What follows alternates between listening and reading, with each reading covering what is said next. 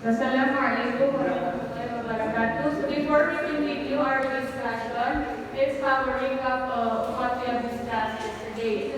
So, as we will start, we'll discuss about the advantages or pros and cons of keeping inventories.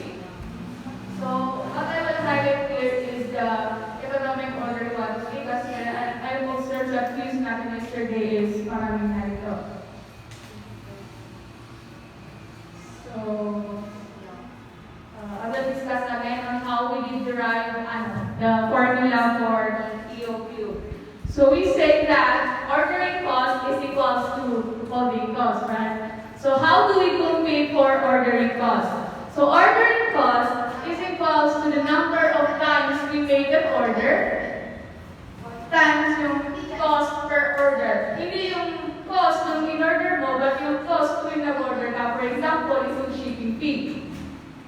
So how do we get this number of times we make an order? So the formula for that is your annual demand divided by quantity. For example, if you have annual demand of 100 units, and every time na nag-order ka, you order 10 units. Then if you have 100 divided by 10, so the number of times you make an order is that. So let's say for example, yung cost of order is 10 units. So your OC is equals to 100. Then how do we get the holding cost? So holding cost is simply your average inventory times yung cost of holding per order. So how do we get average inventory? So if this is your, for example, your optimum quantity, and as time passes by, nauubos yan, and it leads us to zero. And at the time na mauubos yung inventory mo, is just yung naghahanapin natin yung i-order natin, which is 10 minutes. So, we add the beginning inventory plus ending inventory and divided by 2, that will lead us for your average inventory. So, the formula for this is, or simply, shortcut for this is quantity divided by 2 times F. So we equal the 2, which is 2 times 4 is equal to quantity divided by F. And then cross multiply, we have 2 0 is equals to 2 squared H. And then to equate the F, yeah, we have 2 squared is equals to 2PO and then square root. And that will lead us for this formula. And the next one is the formula for the optimal number of orders per year. Yung Y natin. Actually, yung Y is this one. So, nakikita nyo is yung quantity is yung optimum quantity, yung my star. If hindi tinatanong is optimal, ang gagamitin natin is yung daily quantity. Pero if optimal yung tinatanong, ang gagamitin natin is yung EOQ. And then yung optimal cycle. Dito yung naranin natin narito sa quiz. So the optimal cycle has the two formulas. The EOQ divided by the daily demand, and then if the daily demand is not given, then you're gonna use the working days divided by the number of orders made in a year. So sa quiz may given the daily demand na 25, right? So yun yung gagamitin natin. If ang EOQ, yung EOQ doon. Yung EOQ doon is i-divide mo sa 25. Yeah, yun yung operating cycle. And then the next one is your AUC or annual ordering cost, which is yun nga yung ordering cost natin. And then the AUH or AHC, yeah, AHC is your holding cost, which is this one. Tapos pag pinag-add mo yan, that is your total inventory cost. And the maximum inventory level is that's just simply your EOQ. And then yung average inventory level is i-divide mo lang yung EOQ mo sa 2. And, yeah, so then.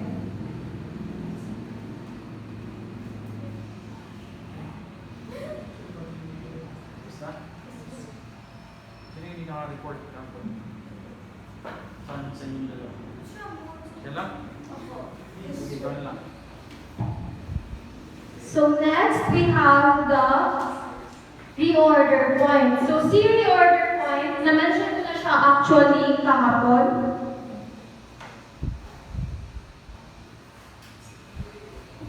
So si reorder point, as you can remember sa ginawa kong illustration kahapon is, meron tayong cycle.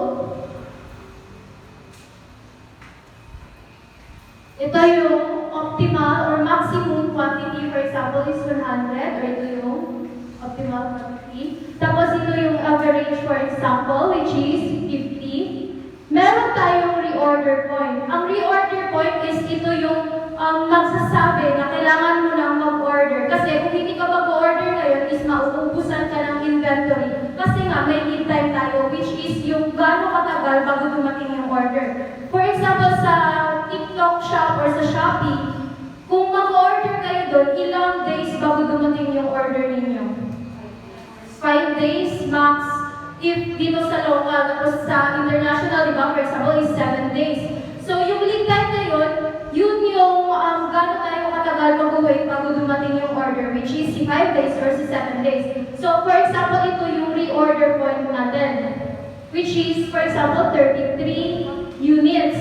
If na-reach na ng cycle natin, yung 33 units na yan, so di ba, as I said yesterday, sa inventory na to is yung cycle natin is ito, and nababawasan each day yung inventory natin. So if ma-reach na ng inventory natin yung 33, which is the reorder point, is you need to order na, you need to place an order kasi nga, if hindi ka mag-order ngayon is magkakaroon ka ng shortage or hindi ka dating on time yung order mo. So yung gap dito is yan yung lead time natin.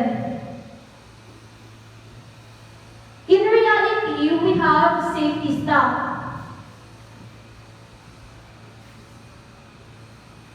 Yung safety stock natin is ito yung mini-maintain ng company ng inventory, level of inventory para hindi siya maubusan. So if 33 for example, yung ROP natin is hindi siya mauubusan kasi before pa dumating yung before pa sa safety stock is dumating na yung order. So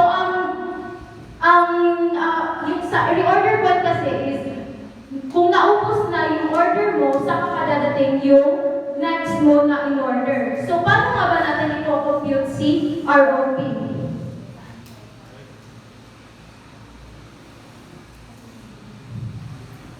So, ROP is equals to daily demand times the lead time. So, yung daily demand natin is given yan. Pero if hindi given si daily demand, is kailangan natin siyang i-compute. Si daily demand, if you've noticed, again and again, the D na uppercase is annual demand. At saka si lowercase na D is daily demand. So, if iba yung demand natin is yan yung units na kailangan natin sa ating inventory. So if hindi days or hindi like months, weeks, or years yung daily demand natin and yung lead time natin for example is days, we need to follow the lead time which is days para we need to follow the days. So, kailangan natin i-convert the daily demand ng days. So, from units to days. So, paano ba natin nakukuha yung demand to days? So, when L is greater to C. So, if notice may cycle tayo,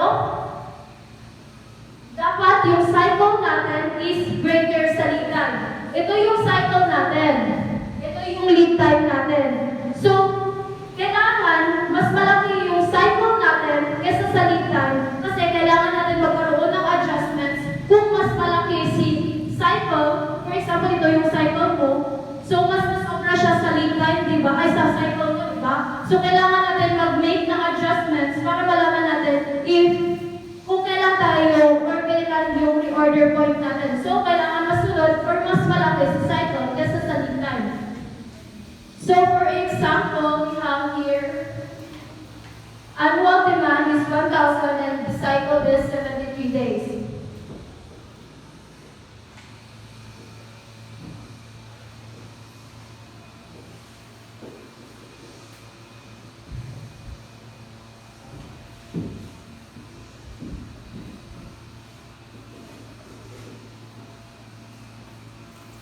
Since annual demand yan, or capital D, and yung formula natin is small letter D, kailangan natin gawing daily demand ang 1,000 natin para para same sila na maging days rin. Kasi if i-convert mo yung 1,000 na daily, 1,000 na annual to daily, magkakaroon tayo ng days. Kasi days nga, so daily and days is same, di ba? Kasi na per day and days. So, paano natin ma-convert yung annual to daily? 1,000. I-divide lang sa 365 kasi hindi given ilan yung working days ng company. So, if 365, ilan ang sagot ko? 2.74 units per day.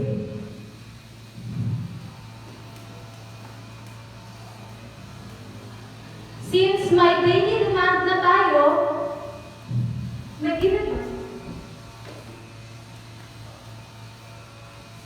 given si lead time. Since may daily demand na tayo, pwede na natin siya i-calculate to get the ROP. CP multiply by the lead time, which is 10 days.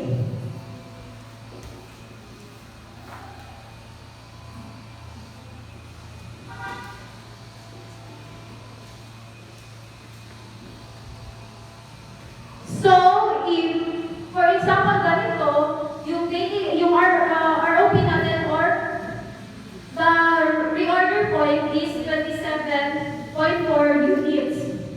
If na-reach na natin sa inventory natin na 27.4 units, meaning yan, kailangan na natin mag-order. Kasi kung hindi tayo mag-order ngayon, is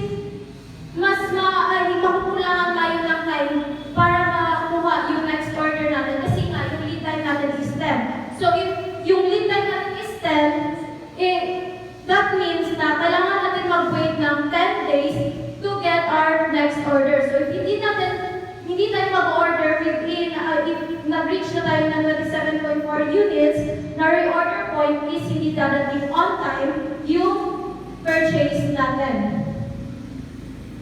So, yun nga, if ito yung cycle natin, ito yung reorder point natin, and dito tayo nag-receive ng order, dito rin tayo nag-receive ng order, at ito naman yung day or yung ROP is when we place our order. So, next is, paano kung, wait, ayan, may board work tayo, so sino yung willing na mag-calculate, mag-answer dito sa board, given yung demand natin, any demand, and our lead time. Nakasalamin sa mga lalaki. Sir Ryan. Sir Ryan, you are the chosen one, Mr. I-calculate ko lang yung reorder point.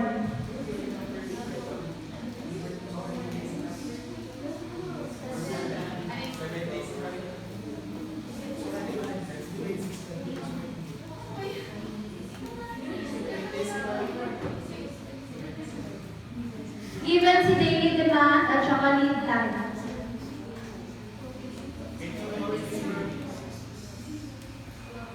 And working days is 6 days a week. 6 days a week. 6 days yung working days. Yes.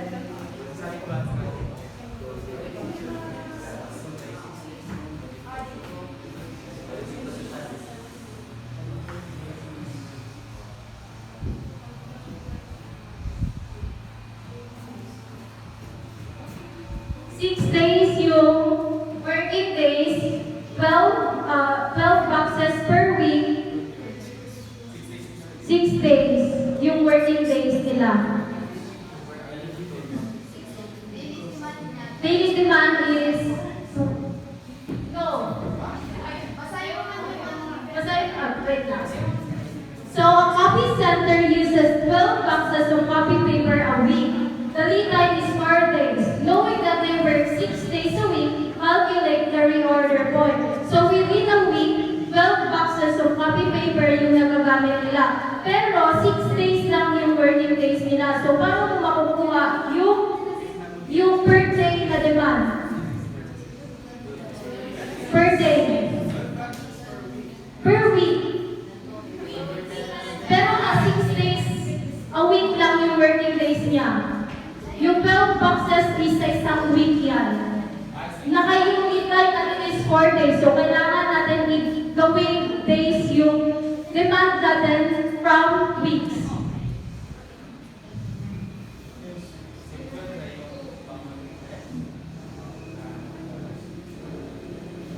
Lead time is 4.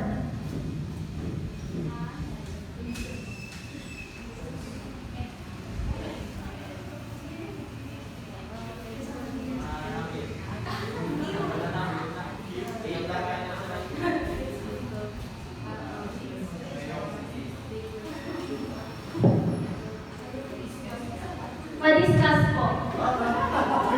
Try that. Okay. So, since yung 12 boxes natin is for 1 week, then working days natin is 6 days in a week, then 12 divided 6 is equals to 2. Bali yung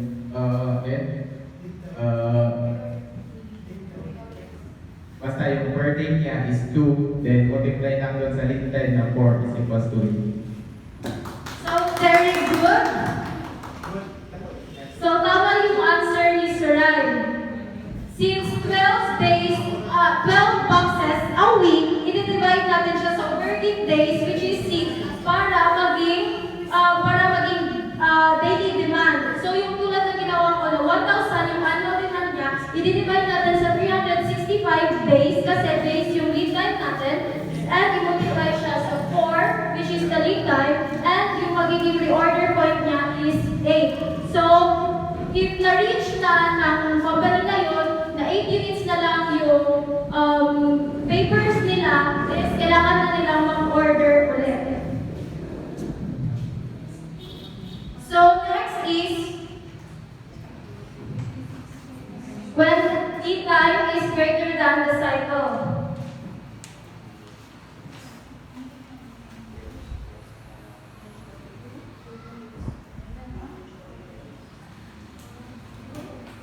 So, as I mentioned earlier, kailangan mas malaki si cycle kaysa sa lead time. Kasi nga, dapat within the cycle lang yung lead time or mas maliit. Kasi if hindi mas maliit yung lead time mo, kaya ay mas malaki, if hindi mas maliit yung lead time mo kaysa sa cycle mo, is masusobrahan siya sa cycle mo, di ba? So, if lead time is greater than cycle,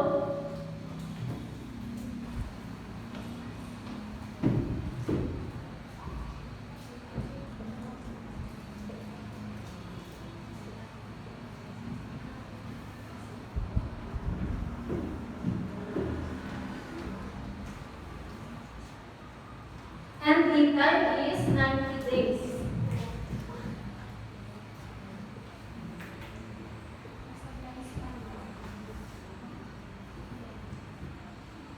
So, as you've noticed na mas malaki yung lead time natin kaysa sa cycle natin. So, we need to make adjustments para mas maliit si lead time natin kaysa kay cycle. So, para makuha lang yung adjustments, is i-minus mo lang si 73 days by 90 days. To get our new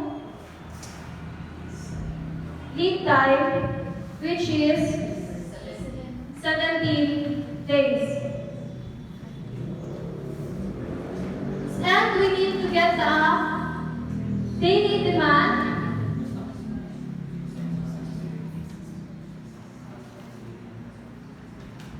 which is 2.74 units per day. And i-multiply natin sila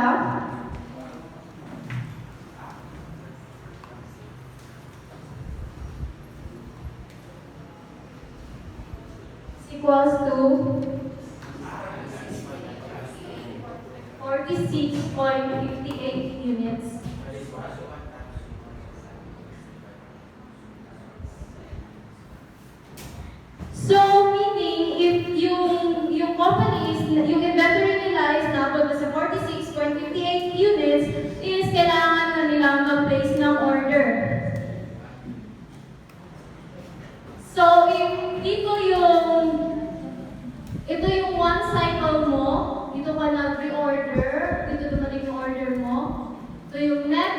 na day or time na makuha mo yung order mo, di ba dito yung next na darating yung order mo?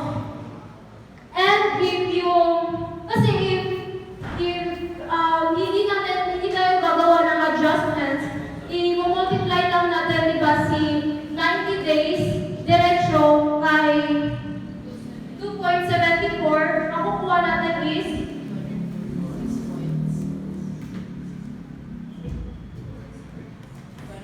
246.6.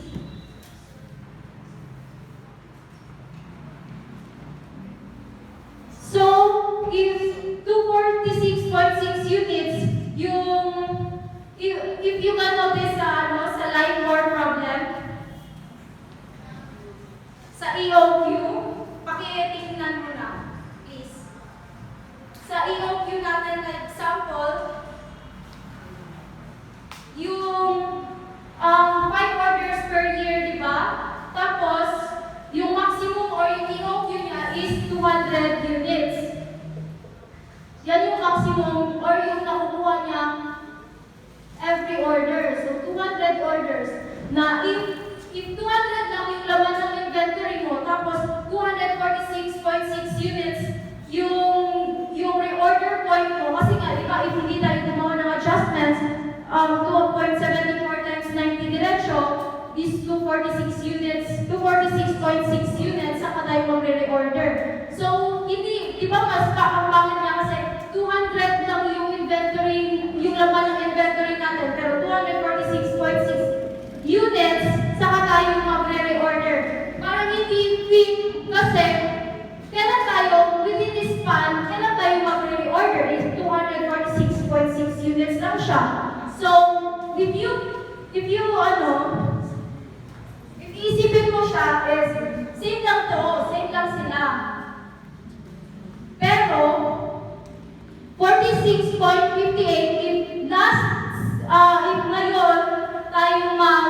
if ngayon tayo mag-place ng order, yung reorder point natin is 46.58, is hindi siya dito dadating. Dito pa siya dadating. So, meron kang dadating na order, pero hindi yan yung bago mo lang in-order. Kasi yan yung in-order mo last time pa. Nakukuha nyo? Kasi, 246. So, if 246 to, naubos mo na si 200, tapos ito yung 46 mo na units. So, nag-order ka, hindi siya dito dadating, pero dito siya dadating. Kaya, we need to make adjustments kasi nga, mas malaki yung reorder point natin kaysa sa maximum quantity na nasa-store natin sa ating inventory. Nakuha nyo? Are you sure? Dahil dyan na, alam board work.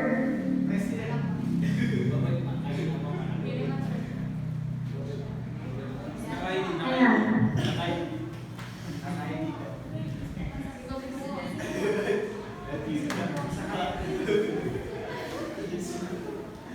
Sino?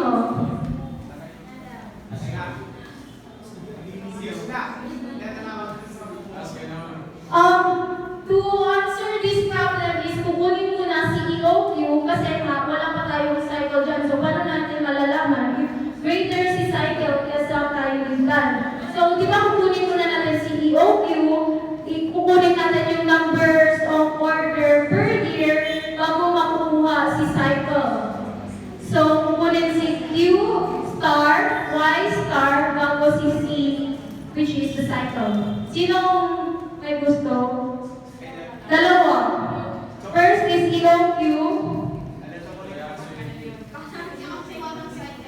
Sino? EOQ muna.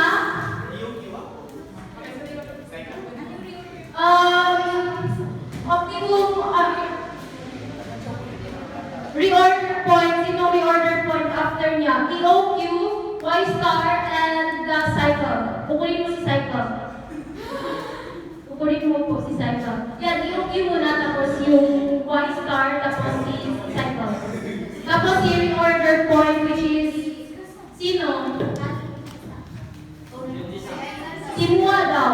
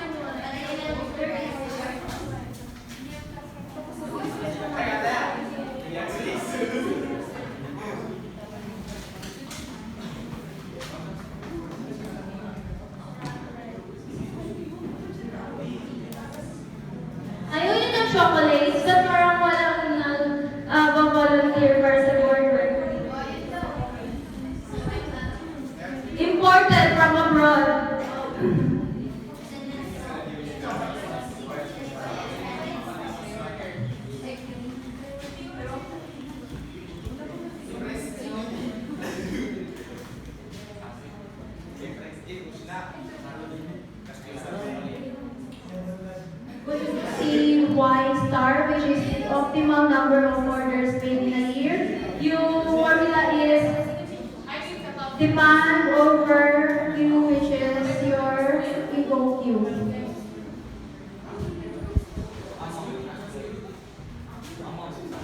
4,000 divided by 400, which is your EOQ.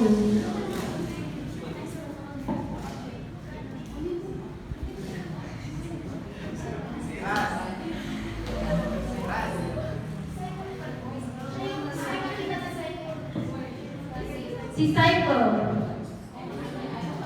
Working days over the optimal number of orders made in a year, which is your Y. Working days, hindi given si working days, so mag-assume ka na 365 days yung working days ng company.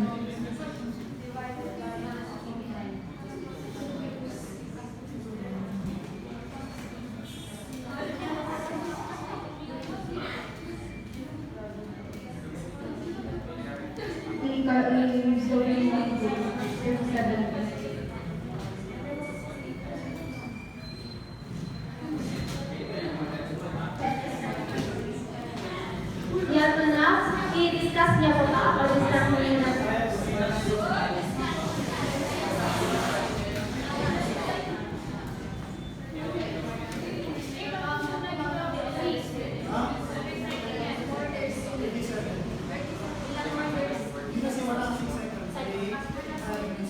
Assalamualaikum, good morning everyone. Okay, so we are about to get yung discussion. So but before that, we need to get this AOQ. So to get this is the formula. 2 is going to multiply by this demand and of course the order, and we are going to divide by the holding cost. So we are just going to substitute since the values are given there. So we are going to substitute the 2 multiplied by 4,000 and the 13 over 1.5. Then we will have 160. Then we are going to get the square root of 160. We will have 400. So we now get to get the numbers of order. So since this is the formula, we are going to divide the demand over this Q. So since we already have this Q, so we are just going to substitute again. Then 4,000 over 400 equals to 10. And then we will get this working days over this Y, the number of orders per year. So since the working days is not given, so we assume that 365 days. So we are going to divide it by 10, then we will have 36.5, then round off to 37. So that will be it. So tama yung answer niya. Next is the reorder point. Si Gigi daw.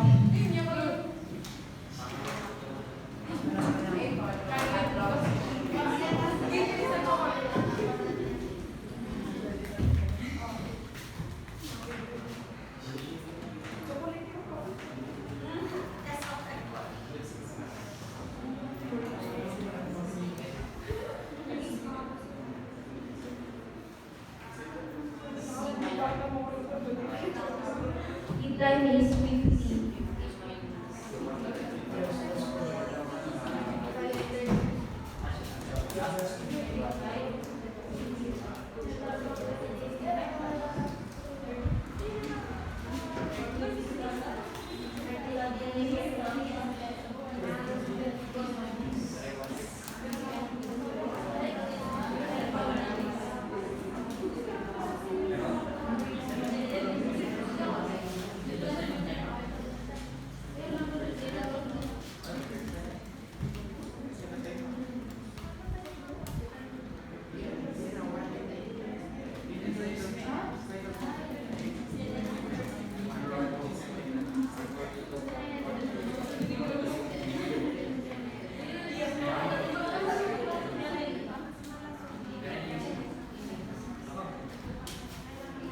So, tama yung answer ni Gigi. 142.48 units, pero dahil the round off niya is 100. or 60 units, which is yung reorder point niya. So, naintindihan niyo kung when L or lead time is greater than the cycle. So, next is, if yung lead time natin is much longer than our cycle. So, if yung example natin kanina is ito.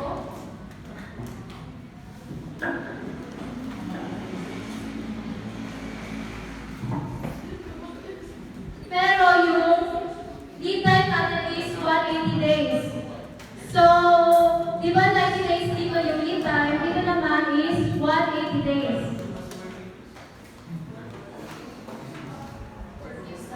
Para hindi kayo mahirapan is, i-minus na rin na ulit natin siya sa ating cycle, which is 73 days. And we'll get 107 days. Pero as you've noticed is, mas malaki pa rin yung lead time natin kesa sa cycle natin, which is 73 days. So, i-minus ulit natin siya para mas maging maliit siya sa cycle. 73 ulit. Since yung cycle natin is 73 days, ulit-ulitin natin siya i-minus sa 73 days. And we'll get an answer of 34 days. So, pwede na natin siyang i-multiply sa daily demand natin, which is 2.74 times 34. And we'll get an answer of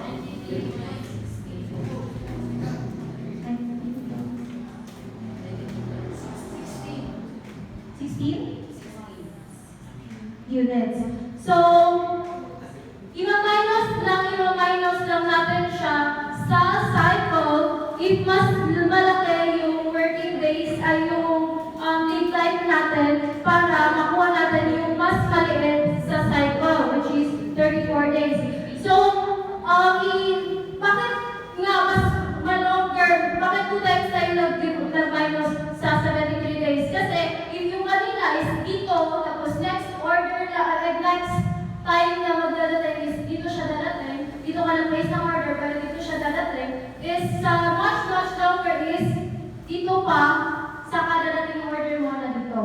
Dito ka mag-place ng order pero dito pa siya dadating. Kaya kailangan mo i-minus kasi nga mas malaki, magiging malaki yung reorder point natin if mo multiply natin diretso si 180 days to the which is our lead time ay 2.74. So, para maging lesser si reorder point kesa sa kay maximum order or yung Q mo is i-minus natin siya ng i-minus. So, another, nakuha niyo to? Same lang siya kanina, pero i-minus lang natin siya ng i-minus para mas lesser siya kesa sa kay cycle. So, we have another board word. Same lang tayo ng example, pero longer si lead time, is ito na yung EOQ na magamitan natin.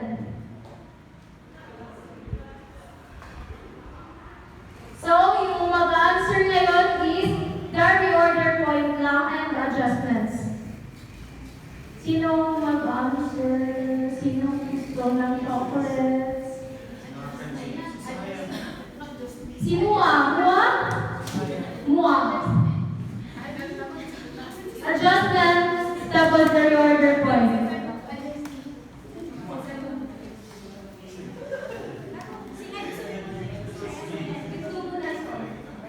Easy lang siya. I-adjust mo lang yung lead time cycle.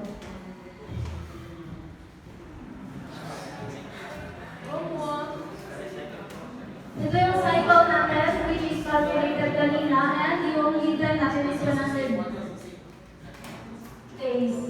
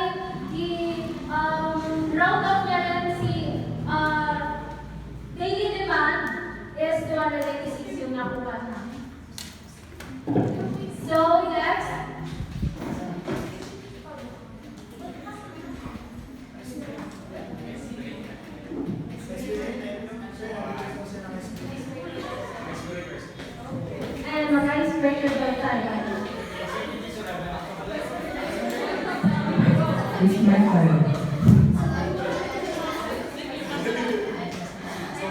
Okay, so group first now. Two, the ball is sticking. Group first now is three. So, one, three groups. One,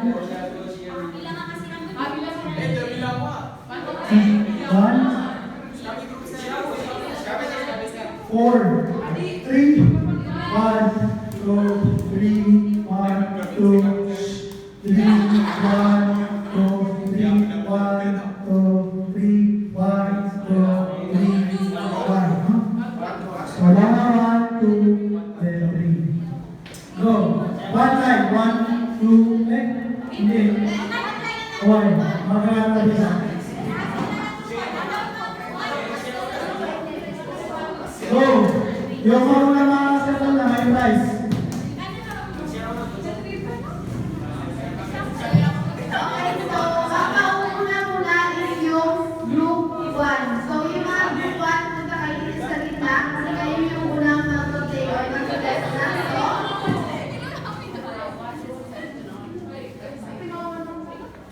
So, guys, bawal magsagot yung ibang group ay group 1 lang. Kasi yung group 1 sila lang muna yung maglalaro.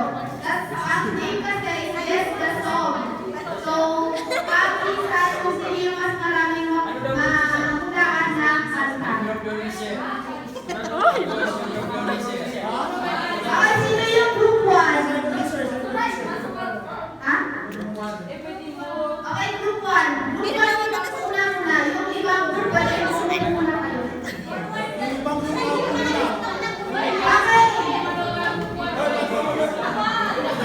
Bakit ang daming group 1? Kawawa naman yung ibang group. Okay, yung group 1, pumili kayo. Okay, yung bawat group, pumili na kayo kung sino yung representative nyo na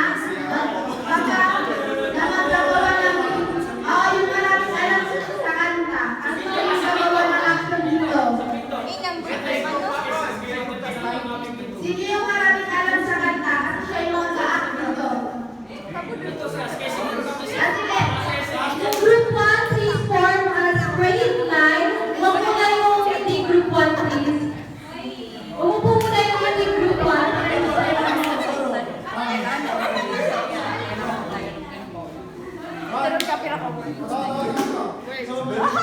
Antay yung lagi mamag-music.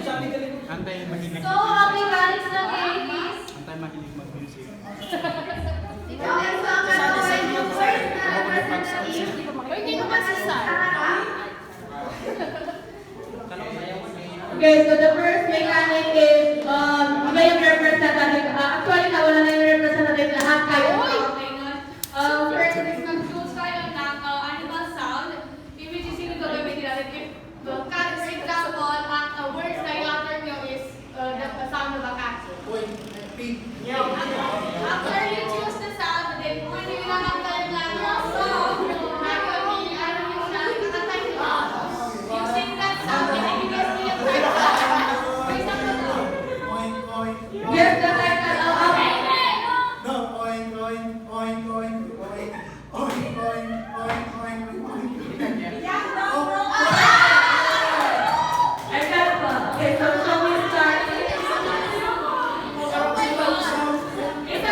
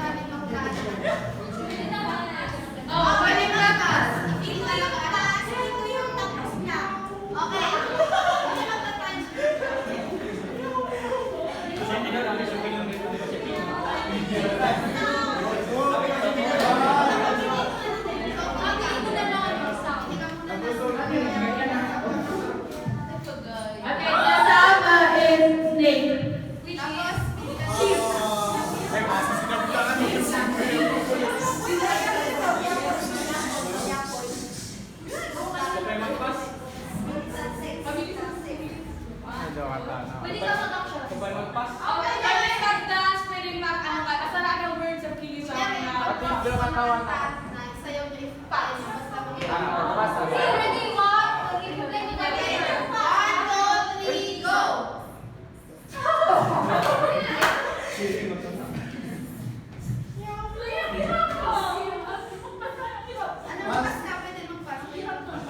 Ang iwasan na, dili pass. Daw pumasok sa pala. Daw ko mga bulot na pass. Cheers na lang muna daw natin yung sound kasi parang mayroon yung So, balikan na natin yung release. Permanent, permanent.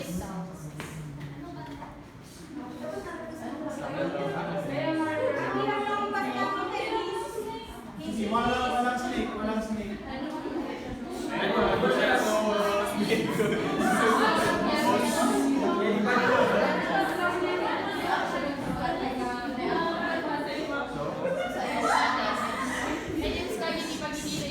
Choose the number from 1 to 3. Yun yung magiging sound. Animal sound. 1, sa group, sa buong grupo niyo. 3. 2, 1, 2. 2 is dog, is aw-aw or arf. Okay, ready? Final na to. Okay, 1, 2,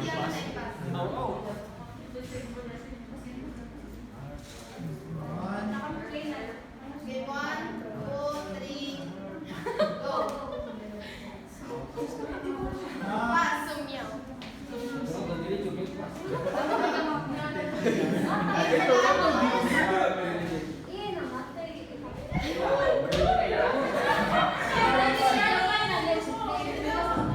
Sige, last.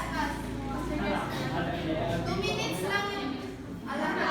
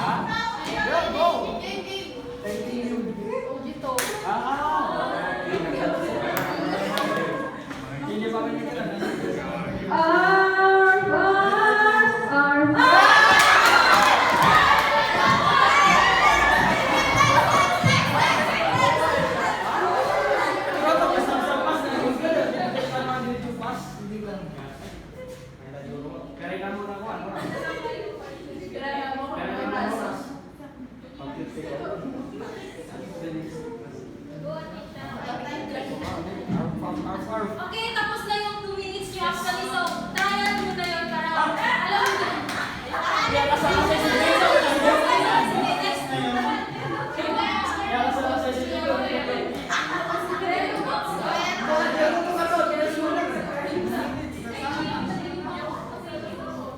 Giyagan kayo niyang pass ko tayo. Sige, muna mo din. Nag-group ko na lang. Pag-aisa mo guys, so within 2 minutes.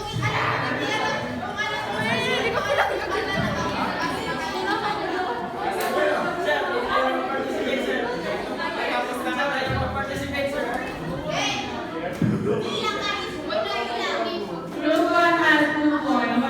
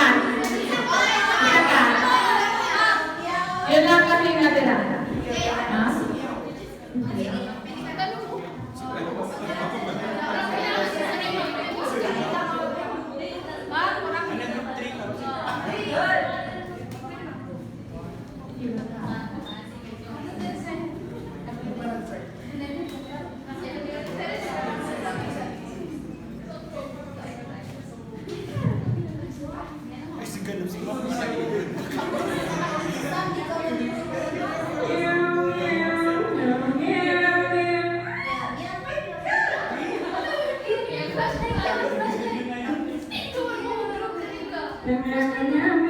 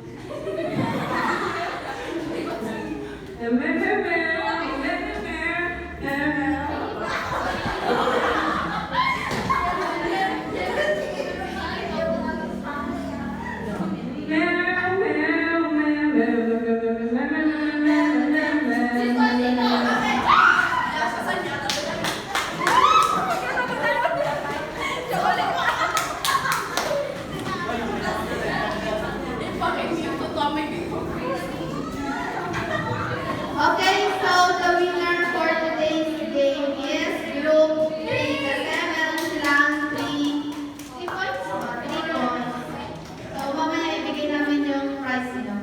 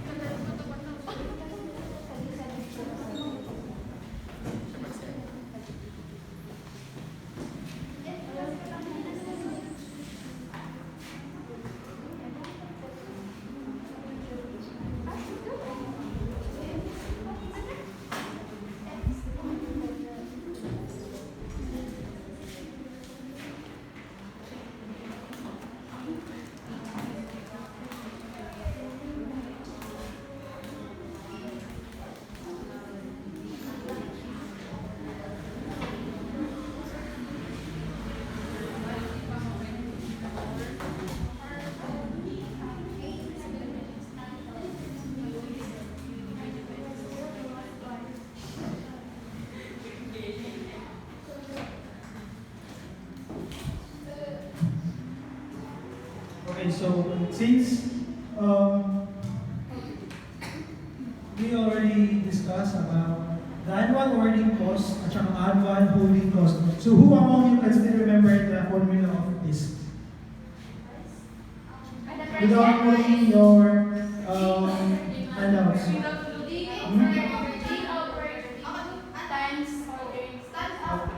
Right, stand up now.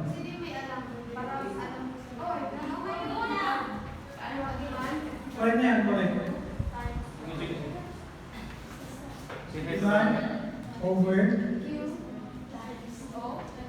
Tayo ka muna, pagkita-kita sa mga camera. Okay, so bigyan natin siya ng mga palak lang. Ganito. 1, 2, 1 tubes. 1 tubes. 1 tube. 1 tube. 1, 2, 3, go.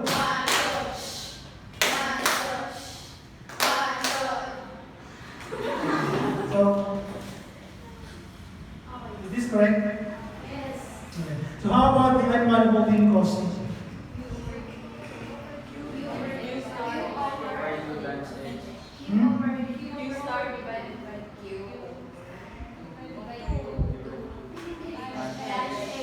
Okay, so itong formula na to, when we add the product cost plus annual holding cost plus annual holding cost, makukuha natin yung quantity discount analysis. So we call this quantity discount analysis, of course, for you to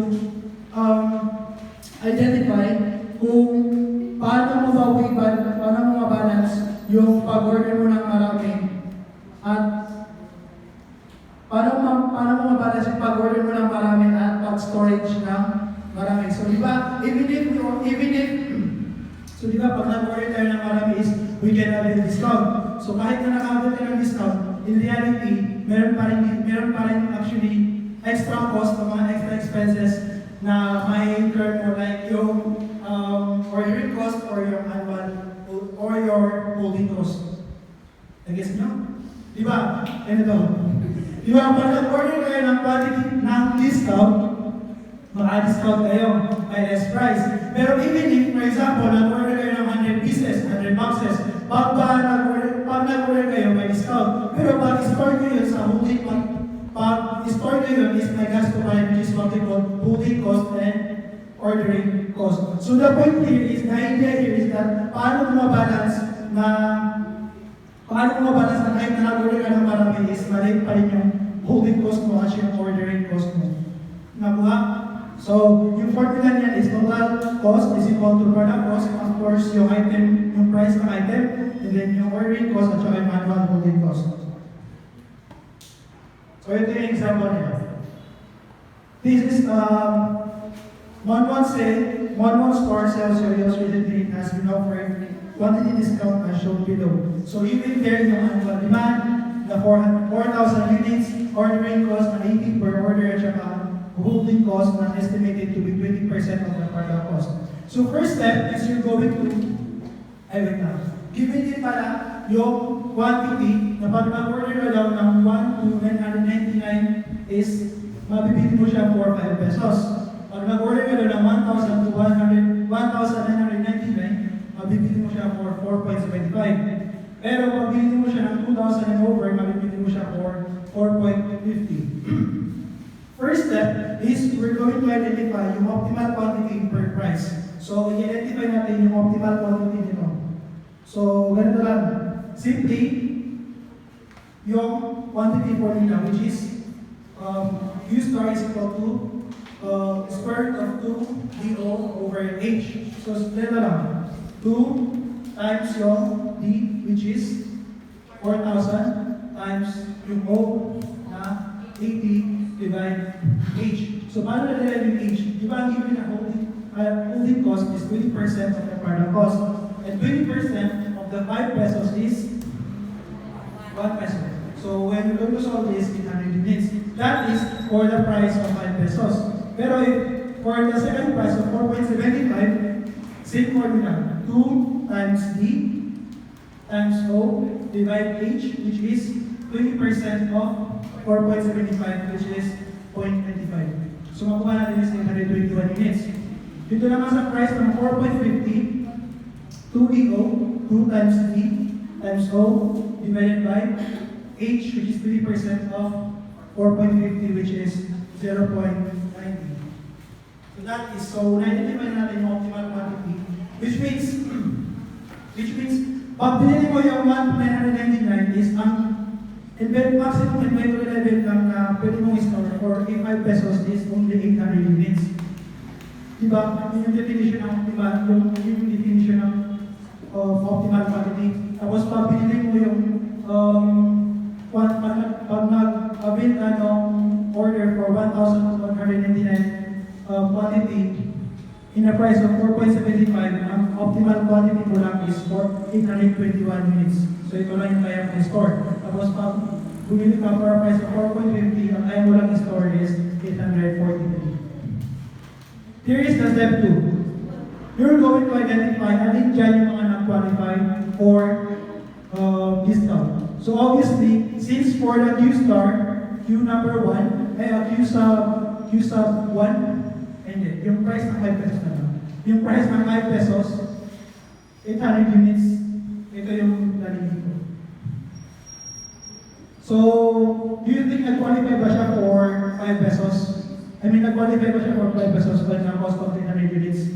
Yes, kasi nga, 1,299. So, ayun, qualified siya. Tapos, yung 821, 4.75, pero since 821 units lang yung kaya mo bilhin, pero accordingly, magka-discount ka lang ng 4.75, if 1,200, 1,999. Pero, pag-update natin siya for 821 only, so hindi siya qualified. So, simply dito, hindi siya qualified since 843 units siya, pero yung 2,000 over, yes. So, ganun lang siya guys. The step 3, yun is nakagawa na formula to identify the total cost. So, you're just going to simply substitute lang yung product cost. So, first, natin na-calculate is yung actual 5 pesos. Yung sa price na 5 pesos. So, ayun. So, yung formula natin is product cost, plus annual ordering cost, plus holding cost. So, first is yung first na price, which is yung 5 pesos. So, product cost is demand times yung price. 4,000 times yung price. Okay ba? Followed by the annual ordering cost, which is D. Annual ordering cost, which is D, divided by Q. Ito yung tali na yung nakuha na 5 pesos, which is ito, for optimal quality for 5 pesos. Times yung O na 80. Plus yung moving cost na Q divide 2 times H. So, gano'n lang guys. 20,000 plus 400 plus 400 so 20,800. So, same din sa price ng 4.75 pesos, yung 4,000 na annual demand times yung price, yan yung product cost. Plus, yung annual ordering cost na D divided by 1,000, which is yung Q star natin. Wait. Hindi. Yung quantity pala. Quantity. So, divide 1,000 times ordering cost, which is 80. Then, add natin yung holding cost na 1,000 times 2 divide 0.95. In total of 19,795. Yung same din sa total cost na number 3 is yung product cost, which is annual demand times yung product cost, which is 4.50. Add natin yung annual ordering cost na 4,000 divide 2,000 kasi at price of 4.50 is 2,000. And then add natin yung holding cost na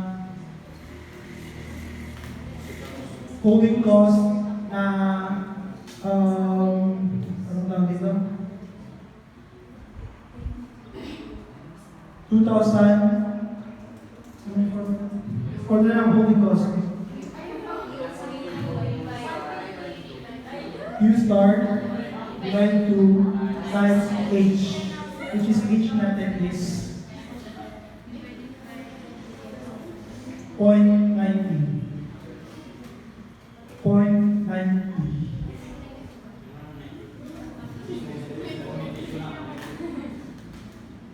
So apologies for the mistake.